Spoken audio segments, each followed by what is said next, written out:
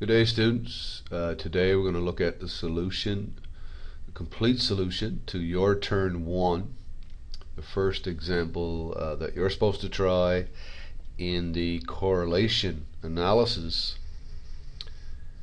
So let's have a look at it. Now it's a very long question. There's lots of A, B, C, D, lots of parts to it. So feel free to fast forward any part you understand already.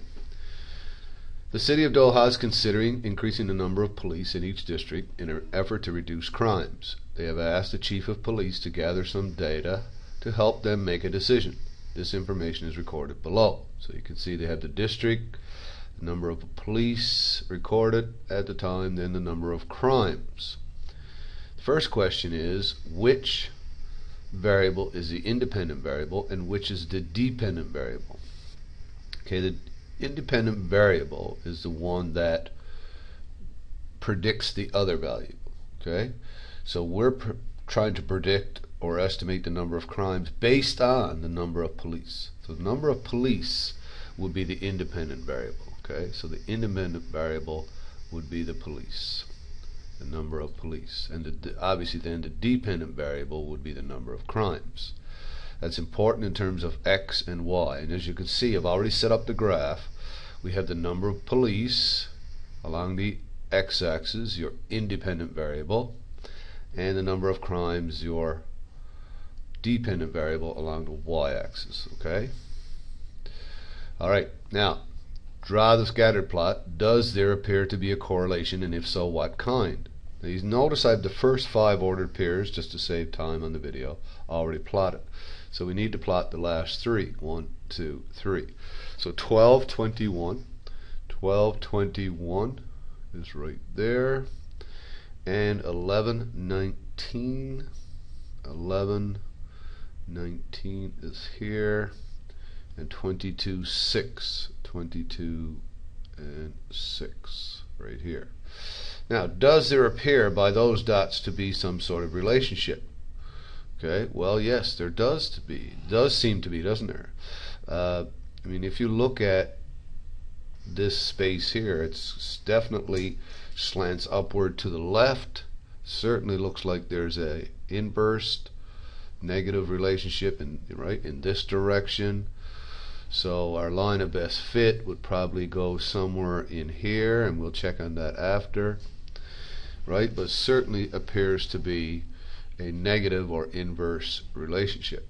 Okay, so yes, there is a correlation. If so, what kind? It's a inverse or negative relationship. How strong? Well, it looks to be there is some spread of the data of the dots, so probably not very strong, but it does indeed look to be like a relationship. C, enter the data into your calculator as L1 and L2 and check your scattered plot.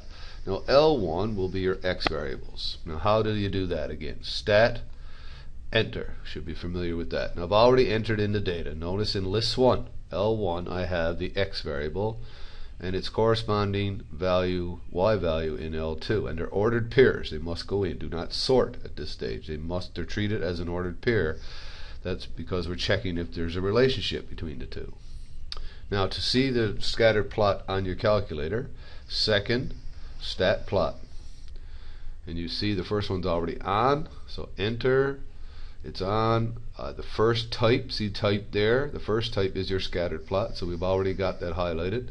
My X values are independent, it's in list 1. My Y values, my dependent, in list 2. And then I choose a mark, a square, a plus sign, or a dot. I've already got plus sign. Now to see it, zoom 9. Now you can scroll down or just hit number 9, and there's your scatter plot.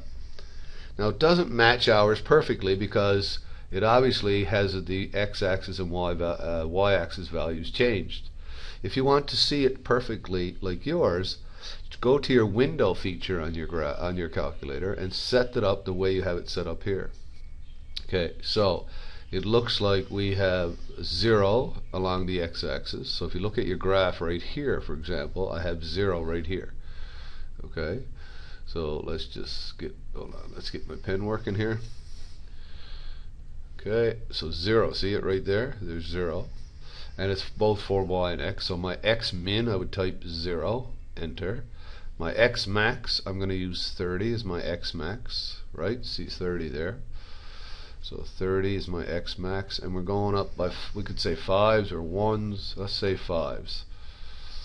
Okay, and y minimum 0, y maximum 25, and again we'll use a scale factor of 5. Now hit your graph button just to see it again. So it moves it, shifts it based on, now look at yours and look at that.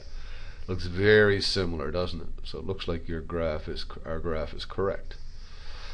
Now D, in question D, it says find the regression equation and plot the regression equation through the scatter plot. So we're going to do it by hand and by calculator. Okay, so let's do it by calculator first. Now to see it on the calculator, stat, okay, now go to the second, go across to calculate, and number 4 is linear regression ax plus b, because that's, if there's a linear relationship, that's the one we use. Oops, I went to 5. Let's go back to 4. Enter. Now, our x data is in list 1. Our y data is in list 2. Frequency list, make sure that's blank. We don't have a frequency list. And store regression equation. This is where you want to see it on your calculator. So store regression equation. We're going to store it as y1. So how do we do that? We hit the vars button, variable button, vars. Scroll across to y vars, and it is, we're going to treat it as a function, a linear function, and we're going to call it y1. We're going to store that in y1. Okay. Now, when you want to see your graph now, okay, right now let's write down the things we have here though first before we look at our graph. A equals, now A represents ax, mx, same thing, A as m, the slope. So let's write that down over here. A is equal to negative 0.96. Okay, and b is equal to, that's the y-intercept, 29.438, or so let's say 388. Okay, now therefore your equation is what? Remember, your equation is y equals ax plus b, so the linear regression equation is y equals negative 0.96x plus 29.39. Okay, so there's your regression equation. Now, how do we see that on the, if you want to see that now, you hit your graph button and you will see it go right excuse me, into your scatter plot. Okay, now how do we put this line on this graph on our by hand? How do we do that? Well, first we go second, we're going to find some values. So second, I'm going to calculate some values here. So if I go to calculate above the trace button, then I can calculate a value for x. So let's say I let x equal, doesn't matter, I'm going to let x equal 10, and I get a value of, okay, 19.8. So I'm going to just write that down over here now. So basically what I'm doing in order to graph it, I'm finding x and y values, aren't I? I chose 10 out of my, you know, as along the x-axis out of this group. So I chose 10, and I'm going to work out the value for that, which is 19.8. Now you could also plug it into the equation here, put 10 in there to do it as well if you don't want to use this calculate feature. I'm going to do another one. Let's pick, I don't know, pick something outside. Let's pick 28. 28, which is right here. Okay, so second, I like to pick them on each side of the data, but it doesn't matter. You can pick any two values. So let's go 28, enter, and I get 2.5. So for 28, I get 2.5. Now I plot those 2 points. So 10 and 19.8 is right here. Use a different color or a different marking. So there's my first point of my regression line, and 28 and 2, 1, 2.5. There's my other point. Now, then you just take your ruler and your pencil and you draw that line, okay, right between those 2 points. So let me see if I can draw that. So there's your line of best fit. Okay, so that's how you put it in. Question E. Use your line of best fit. Estimate the number of crimes if the district had 15 police on duty. Okay, so 15 police, where's that? That's right here. So use your line, go straight up. Let me use a different color now. Oh, okay, so straight up to your line. Okay, so 15, go straight up till you hit your line of best fit. That's about right. And then go straight across, right? So let me get my line feature back. There we go. And go straight across. And it looks like 15 crimes. So 15 equals 15. So the number of crimes seems to be 15. Alright, let's write that down. So if you had 15 police on duty, number of crimes also equals 15. Okay? That's how you do that question. Alright, let's bring up the other questions. In order to do that, I've got to remove some of these to get some room. So let me get rid of this one. And let me get rid of these here. Okay, so let's bring up the next question. Where F and G. Let's have a look at these two. What does this say? What is the correlation coefficient R? Okay, and how would you describe this relationship? Now to get R, again, make sure your diagnostics is turned on or you will not see it. Okay, so stat, let's go across to calculate, and that's in the same window as A and B. So number 4, linear regression, AX plus B. It's going to calculate the correlation coefficient R for us. Yes, we have L1, L2, and we're going to go down and calculate. Don't worry, don't need to store that regression equation. This time we've looked at that already. And the bottom number is your R value. Now we did say at the beginning that it's an inverse or negative relationship, and R therefore should be negative. Okay, so let's write that down for F. R is equal to negative 0.87. Now how would you describe this relationship? Well, negative 8.7 is a very strong inverse relation or negative relationship. If you're asked to describe further, you can say things like as number of police, okay, as number of police increase, right? In other words, as this variable goes up, as the x variable increases this way, right, the number of crimes decrease. That's called an inverse relationship. As one increases, the other decreases, so the number of crimes decrease. Okay? Alright, so that's question F. That's how we would describe that. So it's a very strong inverse relationship with a R value of negative 0.87. Okay, let's look at question G now. Get some room again. What is the coefficient of determination R squared, and interpret this value? Now R squared is also at the same window, so you get 4 things here from this window, right? You get A, the slope, B, the y-intercept, R squared, the coefficient of determination, and R, the correlation coefficient. Okay, so let's look at R squared now. What is R squared and what does that mean? Let's go 3 decimal places. R squared is simply the square of the correlation coefficient. So you can just square the other one if you want, or just get it from your calculator. 765. We'll round off. Now what does that mean?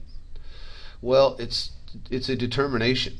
So it tells us that 76.5% of the variation, okay, in the dependent variable, which in this case is the number of crimes, can be explained by the variation in the other variable. So 76.5% of the change or variation in the number of crimes can be explained or accounted for by the other variable, which is by the variation in the number of police.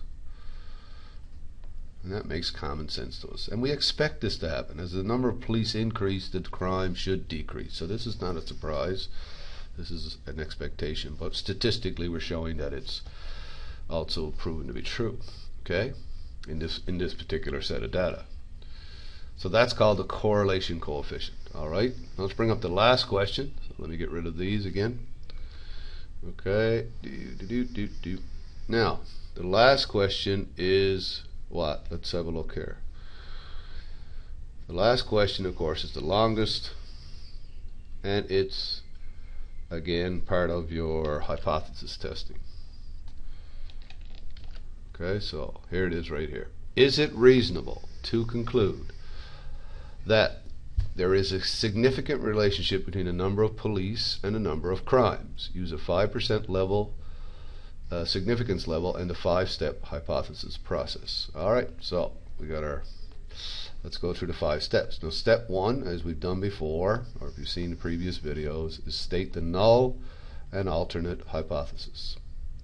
Now the null and alternate hypothesis, what you're saying in the null hypothesis is you're assuming there is no relationship, okay? So remember that a null and alternate hypothesis always talk about a population parameter. Now the population parameter for correlation coefficient is the letter, Greek letter rho. Looks like a fancy P. Alright, so rho does not equal 0, meaning there is a relationship. The correlation coefficient of the population rho is not equal to 0, right? Meaning there is no relationship between the two, and that's all we're going to use this year, just that type of test. There are other tests you can run here, but we're just using this one. And therefore, rho equals 0. I just got a mistake there, don't I? There's no relationship. Rho is equal to 0. Oops, let's get rid of that. Go back to our pen. Rho is equal to 0 means there's no relationship. Rho not equal to 0 means there is a relationship. Okay, so there is a relationship of some sort between number of police and number of crimes. And a good clue to remember, by the way, is that the alternate hypothesis always contains the not equal, right, sign. Okay, or look at it the other way. The null hypothesis always contains the equal sign. Okay, that's a good little check for when you're writing those. Okay. Alright, step 2, state the level of significance. Choose it, but we don't have to choose it. It's already stated for us, so that's easy. Alpha is 0.05, 5%, right? Step 3, it says to choose your test statistic. In this case, we're going to use a linear regression t-test. Okay? Hopefully you've seen an example like this before, but anyhow, we'll work our way through this one. Step 4 is you make a decision now which one you're going to use. Are you going to use the probability p-value test or the actual critical value test? Now I'm going to use critical values. I'll talk about p-value as well. The first critical value, now why did I say first critical value? Because if we're doing not equal to, we know it's a two-tailed test, right? So therefore there's 2 critical values in a two-tailed test. So let's look at that. The first critical value, okay, so we'll call it TCV1. First critical value, okay, we'll find it using the inverse T function on our calculator, and that involves area and, of course, degrees of freedom. Now the area in a two-tailed test, just to review real quick for you, I'll get rid of this sketch, but if we have a two-tailed test, that means we're looking at the two tails here, right, and here, okay, up here. Now if our level of significance is alpha, then each area is split to alpha over 2. Okay, so the area here is alpha over 2 in a two-tailed test. Okay, so let's get rid of that. So we're going to get 2, let's see, inverse T, open bracket, alpha over 2, alpha is 0.05, so 0.05 divided by 2 is 0.025. And degrees of freedom is n minus 2. We're dealing with 2 variables. 8 pairs of data, 8 minus 2 is 6. So to the calculator now, second distribution over vars button, down to number 4, inverse T is how we find critical values of T. 0.025 and 6 already in there. Paste and paste. Enter. So negative 2.44. That's the first one, and we know with a two-tailed test and symmetry, therefore the other critical value, I'll call it TCV2, is positive 2.44. Right? Now what's our decision rule based on that? Our decision rule based on that is what? If the t-test value, which is what we're going to get in the very next question, is less than negative 2.44 or greater than positive 2.44, in other words, in the left tail or the right tail, that's the rejection area, right? So therefore we'll reject HO and accept H1. Now if you're using the p-value test, all you write here is if p is less than alpha, reject HO and accept H1. Okay? Now step 5, and again I need a little bit more room, so let's go back up here and work step 5 in this area. So step 5. Now step 5 is what? Well, you find the test value and make your decision. So you have to find t-test. What is the test value? Now t-test value we're finding directly from the calculator. All our data is already in the calculator. Where do we find our test values? Under stat, go across to test, whoops, and scroll up or down till you come to linear regression t-test. I think it's F colon. See, linear regression t-test, F colon. Enter. Now it's asking you for, is your x variables in list 1? Yes, it is. Are your y values in list 2? Yes. Frequency, just leave at 1. And then choose your row here, and we're going to say not equal. It's a two-tailed test. We don't need to store the regression equation, so just go down and calculate. Now you can see the t value here is negative 4.41. So let's write that down on our right here now. Negative 4.41. Now I'll also take a second to write the p value down in case you're using the p value test. P is equal to 0.0045. Okay, so what does that test value mean? Remember our decision rule back in step 4. What does this mean? Well, where does it fit? It is definitely less than negative 2.44. So it's in the left tail, in the reject region of HO. Therefore, reject HO and accept H1. Okay, which is the same conclusion for the p value, because you'll notice here p is less than alpha, right? 0.0045 is less than 0.05. Same conclusion. Reject HO and accept H1. Now what is H1? Therefore there is a significant relationship. Significant relationship between what? The two things you were testing. In this case, between number of police and number of crimes. Okay, so there's your full complete answer. I know it's a long video. Hopefully you understood that, and good luck with your next question. And if you want to see the solution for your turn 2, just see the next video as well. Okay, so there's your conclusion. There is a significant relationship between the number of police and the number of crimes. Hopefully this video helps. That's it for now.